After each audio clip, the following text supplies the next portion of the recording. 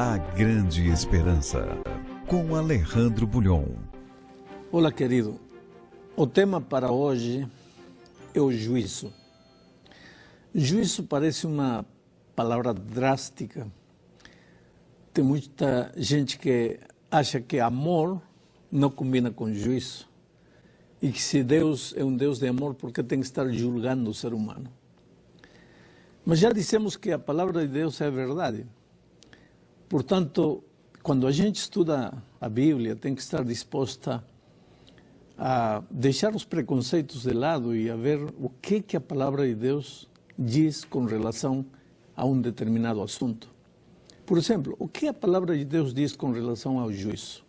Vamos ler Eclesiastes, capítulo 12, verso 14. Diz assim: porque Deus há de trazer a juízo todas as obras, até as que estão escondidas, quer sejam boas, quer sejam más.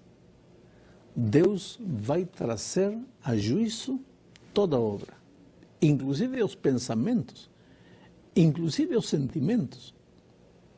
Agora, querido, você não precisa ter medo do juízo, porque o juízo não é para fazer sentir mal aos filhos de Deus. Eu vou te fazer uma pequena ilustração. Vamos dizer que eu tenho um pedaço de terra e eu alugo esse pedaço de terra para alguém e essa pessoa se apodera da terra que é minha. E quando eu vou reclamar, ele já fez os papéis aí e me deixou de fora. Agora vamos para o juízo. Quando o dia do julgamento se aproximar, quem é que precisa ter medo? Eu, que sou inocente. Eu, que não fiz nada. Eu, que sou dono autêntico e verdadeiro da terra. Ou ele, que se apoderou da terra que não é dele. Ou ele, que sabe que está errado, porque ele sabe na consciência dele que a terra é minha. Quem é que tem que ter medo? Então vem a minha pergunta. Quem é que tem que ter medo do juízo? Aquele que se escondeu nos braços de Jesus? Aquele que caminhou dia a dia com Jesus? Aquele que confia na misericórdia e no amor de Deus? Ou aquele que não quer saber nada de Jesus? Aquele que quer andar nos seus próprios caminhos? Quem é que precisa ter medo do juízo? Agora, que vai haver um juízo? Claro que vai haver, porque quando Cristo voltar, Ele vem para dar recompensa aos justos e aos injustos. Os justos, pois, receberão a vida eterna. E os injustos, pois, como rejeitaram a vida, não é que Deus vai mandar a morte para eles, mas ao rejeitarem a vida, já estão tomando a decisão de caminhar o caminho da morte. Então, quando Cristo voltar, Ele vem para dar a recompensa. Mas como Ele vai dar a recompensa se não se determinou quem é justo e quem é injusto? Quem vai dizer quem é justo e quem é injusto? Você? O pai? O pastor? Não. Então tem que haver um juízo. Um juízo antes da vinda de Cristo. Porque quando Cristo voltar, Ele já vem para determinar a recompensa, pois antes da volta de Cristo tem que haver havido um juízo de investigação para ver quem está certo e quem está errado. Agora, a Bíblia fala alguma coisa com relação a esse juízo de investigação? Bom, vamos ler o que diz Daniel, capítulo 8, versículo 14, diz assim: Ele me disse, até 2.300 tardes e manhãs, e o santuário será purificado. Interessante. Até 2.300 tardes e manhãs, e o santuário será purificado. Mas que tem que ver? O santuário será purificado com o juízo. Ah, tem muito que ver. Por isso que estudamos o tema do santuário, e aí já explicamos. Veja, no santuário sucediam duas coisas. Todos os dias se oferecia um sacrifício diário por causa dos pecados do povo. Mas uma vez por ano, o sumo sacerdote entrava no lugar santíssimo do santuário celestial. Esse dia era chamado o dia da expiação ou o dia do juízo. Esse dia o povo tinha que fazer orações de arrependimento a Deus, porque nesse dia se estava determinando se eles tinham sido sinceros em confessar ou não confessar seus pecados. esse dia da purificação do santuário. Era chamado o dia da expiação ou dia do juízo. Agora vem a profecia de Daniel 8,14, que diz assim: até 2.300 tardes e manhãs, e o santuário será purificado. Essa profecia começa no ano 457 a.C. E se você começar a contar de aí, 457, e vai contando, 2.300 tardes e manhãs, profeticamente 2.300 anos, vai ver que começando 457 antes da volta de Cristo, termina justamente o 22 de outubro do ano 1844. Esse dia seria a purificação do santuário. E não está falando do santuário desta terra de Israel, porque como já vimos no tema do santuário que estudamos, que está falando do santuário celestial, porque já vimos também que há um santuário lá nos céus. Ou seja, nesse dia começaria a purificação do santuário celestial. Em outras palavras, o dia do juízo de todas as nações. Pela palavra de Deus e pela profecia de Daniel 8,14, nós acreditamos que o 22 de outubro de 1844, a humanidade começou a ser julgada. Agora, o que aconteceria na Terra naquela data?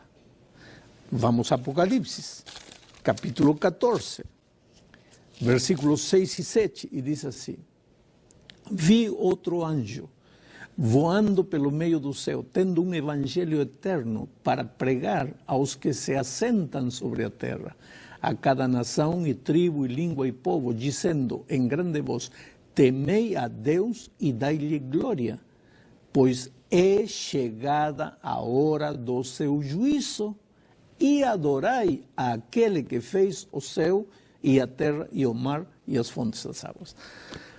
Querido, isto é interessantíssimo. No dia 22 de outubro de 1844, quando terminou a profecia dos 2.300 anos, nessa data sucederam duas coisas no universo. Lá no reino dos céus, o Senhor Jesus começou a obra do julgamento de toda a humanidade. E na terra, Deus levantou um povo com uma mensagem. E essa era a mensagem do juízo que estava começando o 22 de outubro de 44, lá nos céus. Agora, tem muitas igrejas na terra, tem muitas igrejas, mas a única igreja que prega que o julgamento de investigação começou o 22 de outubro de 44 é a Igreja Adventista do Sétimo Dia. E o texto bíblico diz que essa igreja seria a igreja dos últimos dias, o remanescente dos últimos dias, que Deus levantaria. Porque se lá nos céus estava começando um evento tão transcendental para o universo, como é que na terra ninguém ia saber? Então Deus precisava levantar um povo para anunciar o início do julgamento entre os seres humanos. Agora a pergunta é: qual é a função de Cristo durante o julgamento?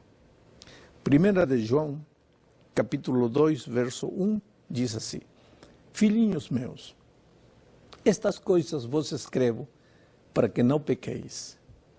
Se todavia alguém pecar, temos advogado junto ao Pai, Jesus Cristo, o justo. Você não tem que ter medo do julgamento. Por quê? Porque você tem o melhor advogado que existe neste mundo, que é Cristo Jesus.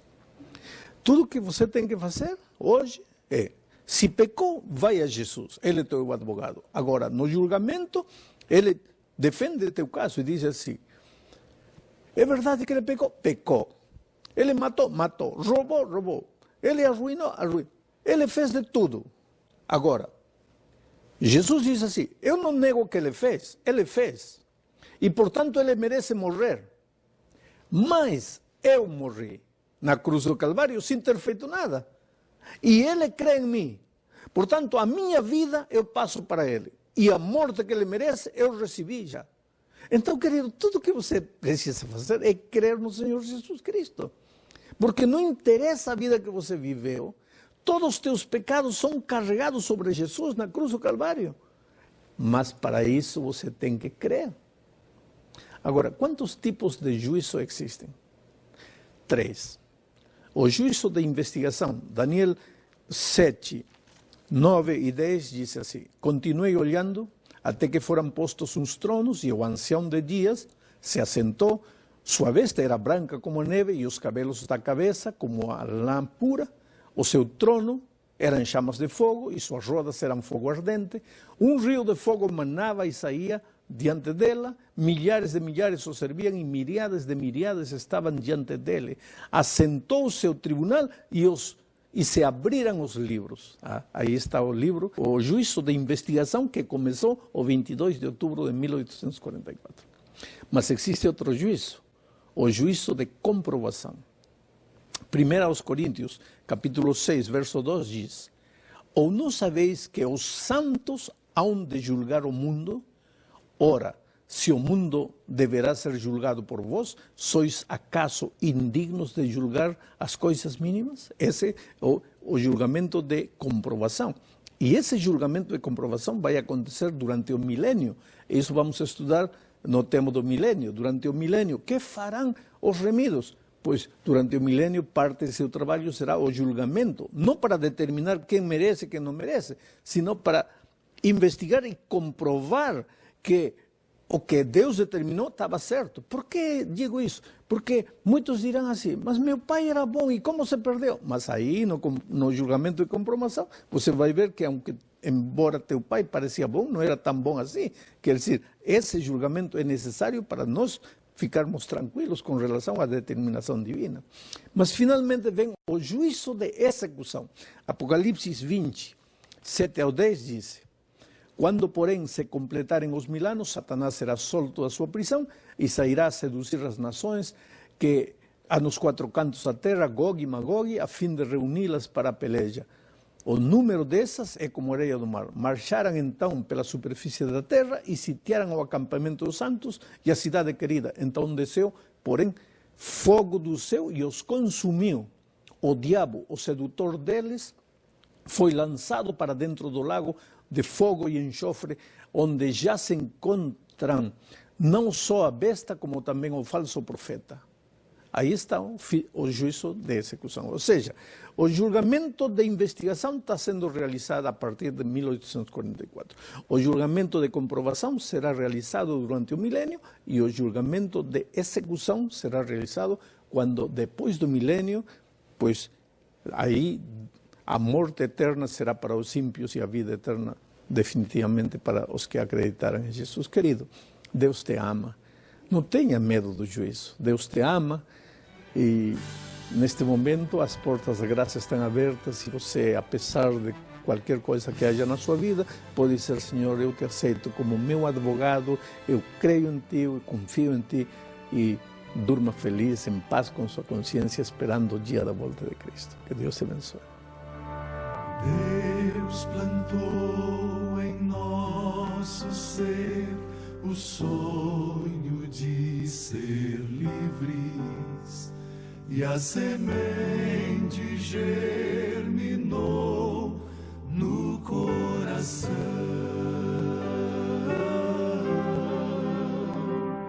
Sentimos lá no Éden o sabor da liberdade, mas hoje estamos todos nesta prisão.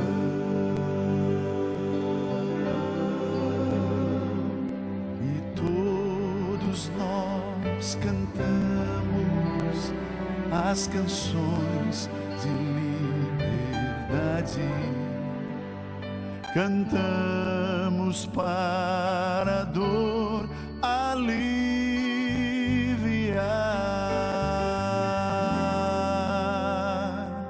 E mesmo ao nascer, um bebê já está lutando, tentando de uma vez ser libertar.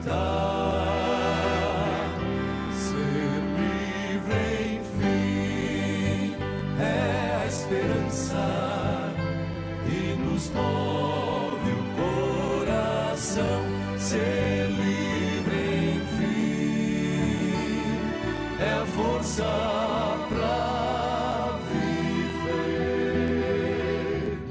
Ser livre é quando eu confio no poder que vem da cruz. Liberto estou e vou cantar. Sou livre enfim.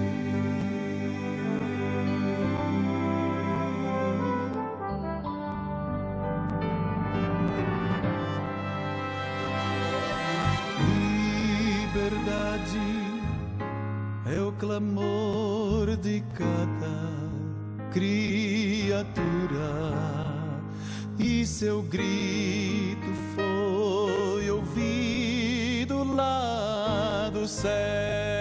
Lá do céu, as correntes se quebraram quando Cristo veio à terra.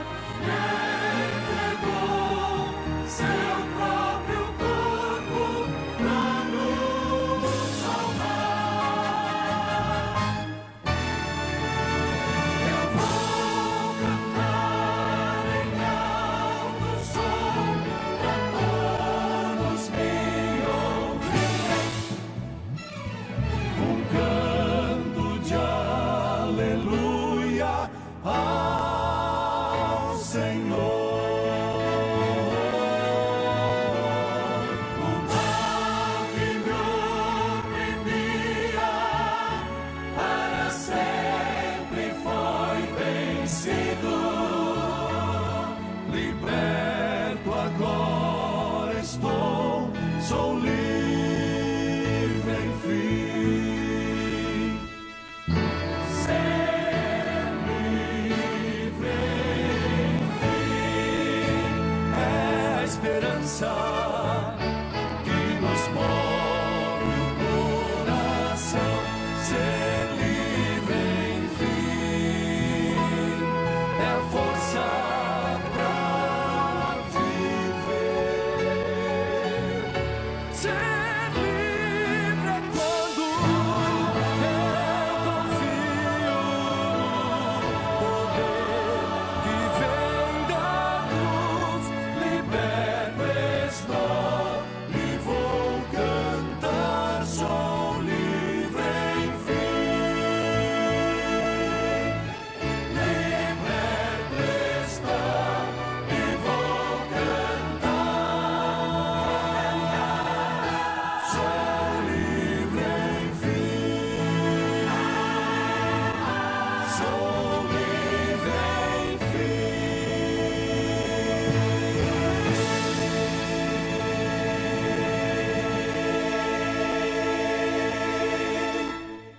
Pai querido, obrigado porque nós estamos seguros de que no juízo temos a Jesus Cristo como nosso advogado. Ele apresenta o seu sacrifício em nosso lugar e oferece a cada um de nós a certeza da salvação. Abençoa, Senhor, esse teu filho e essa tua filha que crê em Jesus e que o aceita como seu Salvador e Senhor. Em nome de Jesus rogamos. Amém.